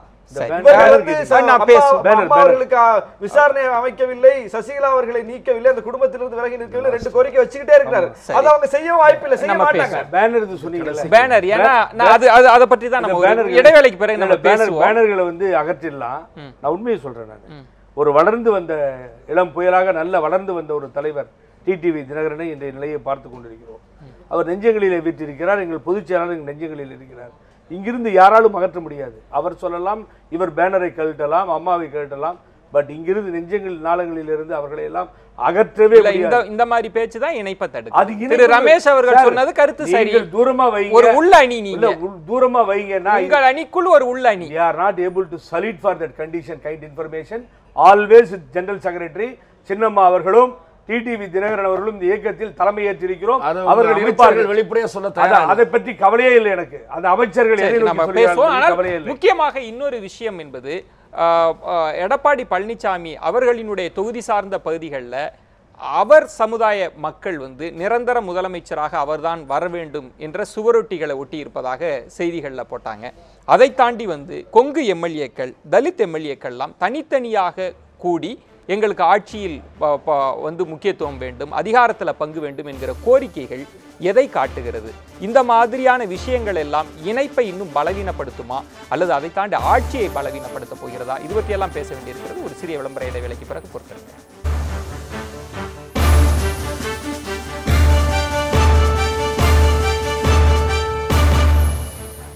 மீண்டும் கேள்வி நேரம் நிகழ்ச்சிக்காக உங்கள் அனைவரையும் அன்போடு வரவேற்கின்றேன். அதிமுக 2 அணிகள் இணைவதை தொண்டர்கள் விரும்பவில்லையா என்கிற தலைப்பில் தான் நம்ம பேசிட்டு இருக்கோம். நம்ம தொடர்ந்து பேசலாம். திரு ரமேஷ் அவர்களிடம், கொங்கு பகுதிகளில் வந்து எடப்பாடி பழனிசாமி அவர்கள் தான் நிரந்தர முதலமைச்சர் என்ற சுவரொட்டிகள் ஒட்டுவதை பார்க்க முடிகிறது. அங்கே இருக்கக்கூடிய எம்எல்ஏக்கள் தனியாக கூடுவதை பார்க்க முடிகிறது. மேற்கு பகுதிகளுக்கு மட்டும் அதிக அதிகாரம் கொண்ட அமைச்சர்களை ஏன் தந்தீங்க அப்படின்னு சொல்லி தலித் எம்எல்ஏக்கள் ஒன்று கூடுனாங்க. இதெல்லாம் ஆட்சிக்கு வந்து ஒரு நெருக்கடின்ற செய்திகள்லாம் நம்ம பார்க்க முடியும். ஏற்கனவே ஆட்சி வந்து வெறும் ஒரு 5 எம்எல்ஏக்கள் கூடுதலாக இருக்கக்கூடிய ஒரு நூலிழை மெஜாரிட்டியில் தான் இருக்குது இந்த ஆட்சி. இது வந்து அந்த 5 எம்எல்ஏக்களுக்கு கிட்டத்தட்ட ஒரு 5-6 எம்எல்ஏக்கள் ஏற்கனவே மாறுபட்ட கருத்துக்களை கட்சி மட்டத்திலும் ஆட்சி மட்டத்திலும் கூறிக்கொண்டிருக்கிறார்கள். இது ஒரு பக்கம். இதற்கிடையில் இந்த ஜாதி பிரச்சனை அல்லது ஜாதி ரீதியான கண்ணோட்டம் தலைதூக்கி இருப்பது என்பது மிகப்பெரிய ஒரு தவறான, கட்சிக்கு கேடு விளைவிக்கக்கூடிய, ஆட்சிக்கு ஆபத்து விளைவிக்கக்கூடிய ஒரு அம்சமாகத்தான் நான் இதை பார்க்குறேன். மறைந்த முதலமைச்சர் திரு எம்ஜிஆர் அவர்கள் காலத்திலோ அதற்கு பிறகு மறைந்த முதலமைச்சர் அம்மா செல்வி ஜெயலலிதா அவர்கள் இருந்த காலத்திலோ இப்படிப்பட்ட ஒரு பார்வையோ பேச்சோ அதிருப்தியோ சின்ன முணுமுணுப்போ கூட இருந்ததில்லை. இன்றைக்கு அந்த சூழல் எழுந்திருக்கிறது என்று சொன்னால் ஆட்சி தலைமை பலவீனமாக இருப்பதற்கு முதல் அறிகுறி இதுதான். இன்றைக்கு இருக்கக்கூடிய முதலமைச்சராகட்டும், ஆளுங்கட்சியினுடைய மூத்த அமைச்சர்களாகட்டும், யாரையும் கட்டுப்படுத்த முடியாது என்கிற சமிக்ஞை இது. தலித் எம்எல்ஏக்கள் 20 பேர் கூடினார்கள், 16 பேர் கூடினார்கள் என்றெல்லாம் வதந்திகள் வந்தன. விசாரித்தவரை ஒரு 5-6 பேர் கூடி பேசியிருக்கிறார்கள். அவர்களுக்கு சில கோரிக்கைகள், அமைச்சர்கள் தங்களை அலட்சியப்படுத்துகிறார்கள் என்ற அவர்களுக்குள் கூடி பேசியதாக தகவல்கள் வருகின்றன. இந்த மனப்பான்மை ஆட்சியினுடைய பலவீனமான தலைமையினுடைய ஒரு வெளிப்பாடாகத்தான் பார்க்க வேண்டும். அதே போல ஒரு குறிப்பிட்ட சமூகத்தைச் சேர்ந்தவர் முதலமைச்சராக இருக்கிறார் என்ற பார்வை தவறு. அந்த பார்வையுடன் கூட என்ன வருகிறது என்றால், இதுவரை எந்த முதலமைச்சரும் பொதுப்பணித்துறையும் நெடுஞ்சாலைத்துறையும் தன்னிடம் வைத்துக் கொண்டதில்லை. முதலமைச்சராக இருந்தவர் போலீஸ் துறையை வைத்திருப்பார், IAS IPS துறையை வைத்திருப்பார், பணியாளர் நிர்வாக சீர்திருத்த துறையை வைத்திருப்பார், இதைத்தான் வைத்திருப்பார். பொதுப்பணி நெடுஞ்சாலைத்துறை அமைச்சராக இருந்தவர் முதலமைச்சராக்கப்பட்ட பிறகு அவரே அந்த முக்கிய 2 துறைகளை வைத்திருக்கிறார். அதற்கு பிறகு அவருடைய சமூகத்தைச் சேர்ந்தவர்கள் மின்சாரத்துறையில் இருக்கிறார்கள், உள்ளாட்சி துறையில் இருக்கிறார்கள், போக்குவரத்து துறையை வைத்திருக்கிறார்கள் என்கிற குரல்கள் ஆளுங்கட்சிக்குள் எழுவது என்பது ஆபத்தான போக்கு. அதே போல இந்த துறைகள்லாம் ஜெயலலிதா அவர்கள் இருந்த போதும் இப்படித்தானே ஒதுக்கப்பட்டிருந்தது. அப்போது இந்த சமுதாய கண்ணோட்டத்துடன் கூடிய பார்வையோ அதிருப்தி குரல்களோ கட்சிக்குள்ளோ ஆட்சியிலோ எழவில்லை. இப்போது எழுகிறது அல்லது அரசியல் புரசலான பேச்சுக்கள் தொடங்கி இருக்கின்றன என்பதை அலட்சியப்படுத்தக்கூடியது. ஆகவே இது நிச்சயம் ஆட்சிக்கு ஆபத்து விளைவிக்கக்கூடியதுதான். ஏற்கனவே ஒரு கட்டுப்பாடற்ற போக்குகள் அவ்வப்போது தலை தூக்குகின்றன. சில பேர் சொல்லுகிறார்கள், இன்றைக்கும் திருமதி சசிகலா அவர்கள் தான் பொதுச் செயலாளர், திரு டிடிவி தினகரன் தான் துணை பொதுச் செயலாளர் என்று சொன்னால் அமைச்சர்கள் என்ன நினைக்கிறார்கள் என்றால், அவர்கள் பேசிக்கொண்டுதான் இருப்பார்கள், அவர்கள் ஆட்சிக்கு தீர்மானம் என்று வந்தால் ஓட்டு போட்டு விடுவார்கள், ஆகவே அவர்களை வைத்துக் கொண்டு ஆட்சி நடத்துவோம் என்று ஒரு காம்ப்ரமைஸ். இப்படி ஒரு காம்ப்ரமைஸ். அதே போல ஜாதி ரீதியாக கிளப்புகிறார்களா, சொல்லுவார்கள், எதிர்த்து ஓட்டு போட மாட்டார்கள் என்கிற ஒரு மனப்பான்மை தலைமை பலவீனமாக இருக்குது அப்படின்னு சொல்ற இடத்தில் இருந்து இப்படி சாதி ரீதியான குரல்கள் வருவது ஒரு ஆட்சிக்கும் ஆபத்து, கட்சிக்கும் ஆபத்துன்னு சொல்ற இடத்தில் ஒருவேளை அந்த இடத்துக்கு ஓபிஎஸ் அவர்கள் வந்தால் இதையெல்லாம் கட்டுப்படுத்தி விடுவார். யார் வந்தாலும் ஏற்கனவே நீங்கள் பார்த்தீர்கள் என்றால் இந்த குரல் வரவில்லை. ஏற்கனவே கூட சொல்லப்பட்டது என்னவென்று சொன்னால், அம்மா அவர்கள் 5 பேர் கொண்ட குழுவை வைத்திருக்கிறார்கள். அதில் யார் யார் இருக்கிறார்கள் என்றால், ஓபிஎஸ் இருக்கிறார், நத்தம் இருக்கிறார், திரு வைத்திலிங்கம் அவர்கள் இருக்கிறார், ஆக 3 பேர் அதில் ஒரே சமுதாயத்தைச் சேர்ந்தவர்கள் என்று வெளியில இருப்பவர்கள் யாராவது பேசினார்களே தவிர கட்சிக்குள்ளே இந்த குரல் ஒரு அதிருப்தி குரலாக ஒலிக்கவில்லை. ஆகவே இதற்கு காரணம் இந்த ஆட்சி தின் மெஜாரிட்டியில் இருப்பதுதான். முன்னாள் அமைச்சர் திரு செந்தில் பாலாஜி அவர்கள் உண்ணாவிரதம் இருக்கிறேன், மருத்துவக் கல்லூரியை மாற்றாவிட்டால் வழக்கு போடுவேன் என்று வழக்கு போட்டிருக்கிறார். அவருடைய கோரிக்கையில் இருக்கிற நியாயம் அல்லது நியாயமற்ற தன்மை என்பது அடுத்த பிரச்சனை. ஏனென்றால் அவர் தன்னுடைய நான் இதை இங்கே கொண்டு வர வேண்டும் என்று முயற்சித்தேன் என்பது அவரது தரப்பு வாதம். இவையெல்லாம் அச்சுறுத்தல்கள். இந்த ஆட்சிக்கு இருக்கக்கூடிய இவர் பலவீனமான தலைமை இருக்கிறார்கள் தான் சேலஞ்ச் பண்ணுகிறார்கள். திரு ஷானவாஸ், ஒரு தின் மெஜாரிட்டியோடு இருக்கிறார்களா அல்லது ஆளுமை பற்றாக்குறை அங்கு இருக்கிறது, ஒரு சரியான தலைமை இல்லை அப்படின்னு எடுத்துக்கொள்வதா? ஏன்னா என்னுடைய கேள்வி என்பது ஒரு சமூகமாக சாதி ரீதியாக எம்எல்ஏக்கள் திரண்டு அணியாக மாறுவது வந்து ஒரு பெரிய ஆபத்து அப்படின்னு திரு ரமேஷ் அவர்களும் அதே கருத்தை தான் முன்வைக்கிறார். இல்லை, ஏதோ ஜெயலலிதா அவர்களுடைய மறைவுக்கு பிறகுதான் சாதி ரீதியான மேலாதிக்கம் என்பது அதிமுக கட்சியிலும் ஆட்சியிலும் இருப்பதாக நாம் நினைத்து கொண்டால் அது தவறு.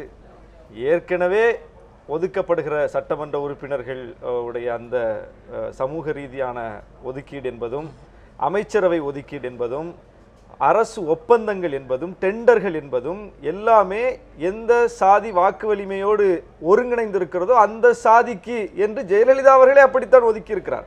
நீங்க வந்து தென் மாவட்டங்கள்ல வந்து மதுரை, திண்டுக்கல், ராமநாதபுரம், விருதுநகர் இந்த பகுதிகளுடைய சட்டமன்ற உறுப்பினர்கள்லாம் யாருன்னு நீங்க போய் பாருங்க.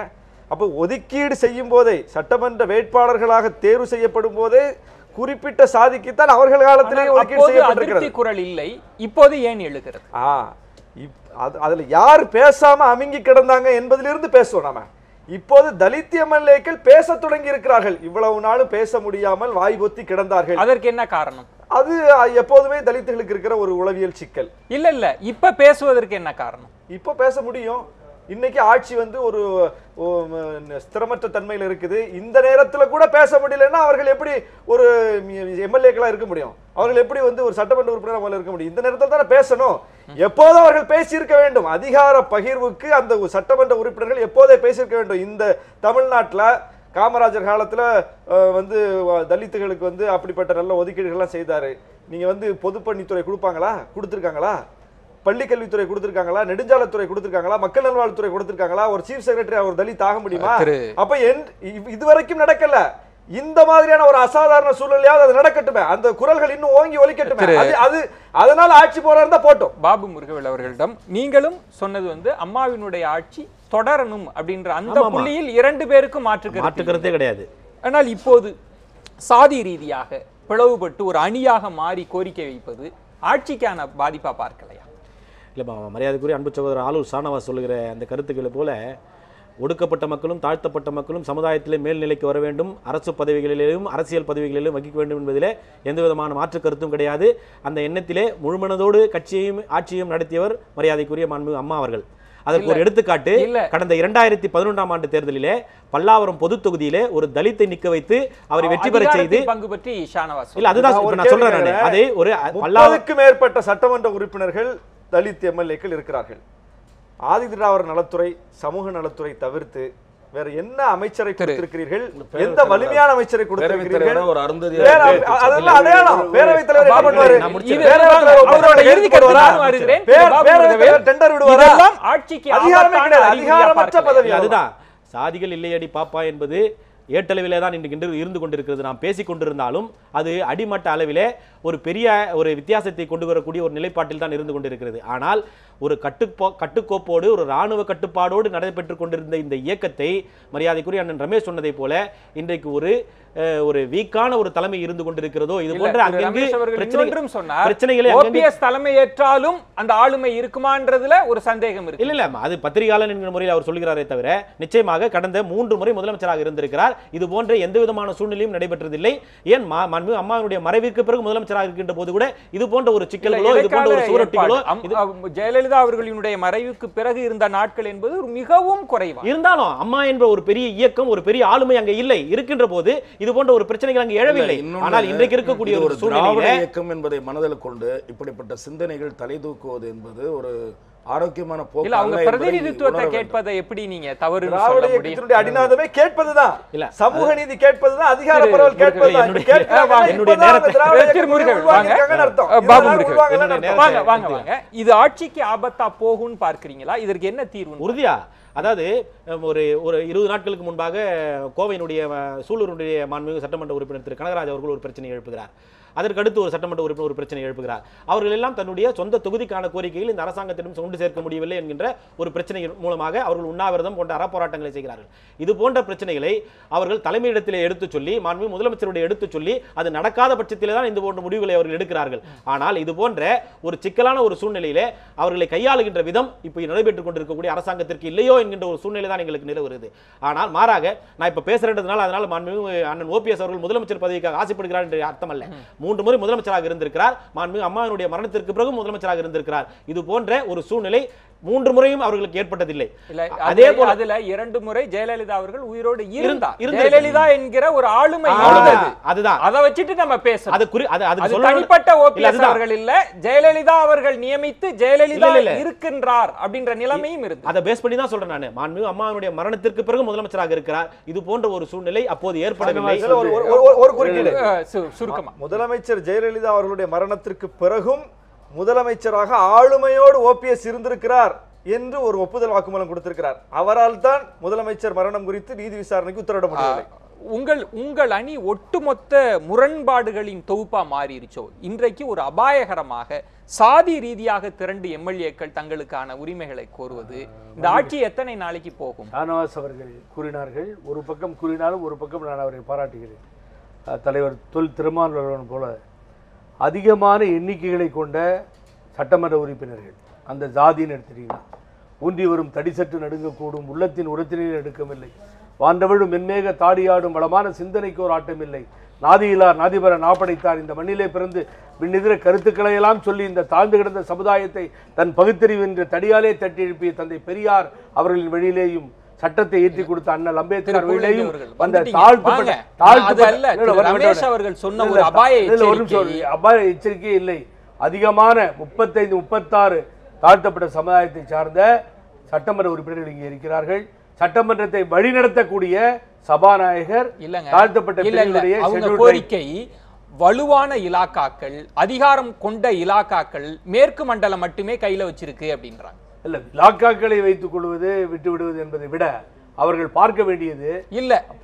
அவங்க நேரடியா வந்துட்டாங்க, சபாநாயகர் எல்லாம் கொடுத்தீங்க, இதுக்கு வாங்கன்னு கேக்குறாங்க. அதுக்கு பதில் சொல்ல நான் சொல்றேன். இப்போ இந்த ஆட்சியில நீங்கள் எடுத்துக்கொள்வீர்களே ஆனால் ஆரம்பத்திலிருந்தே வீரமணி அவர்கள் திராவிட கழகத்துடைய தலைவர் பொதுச் செயலாளர் வீரமணி அவர்கள் சமூக நீதி காத்த வீராங்கனை என்று சொல்லி இல்ல. என்னுடைய கேள்விக்கு நீங்க நேரடியா வரல.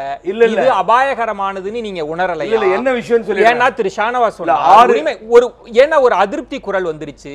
சாதி ரீதியாக அமைச்சர்கள் எம்எல்ஏக்களுக்குள்ள ஒரு அணி திரட்டல் வந்துருச்சு. இதெல்லாம் நீங்க எப்படி பார்க்கறீங்க? இப்போ என்ன நடந்துட்டு இருக்குன்னு சொல்லிடுறேன் உங்கள்கிட்ட.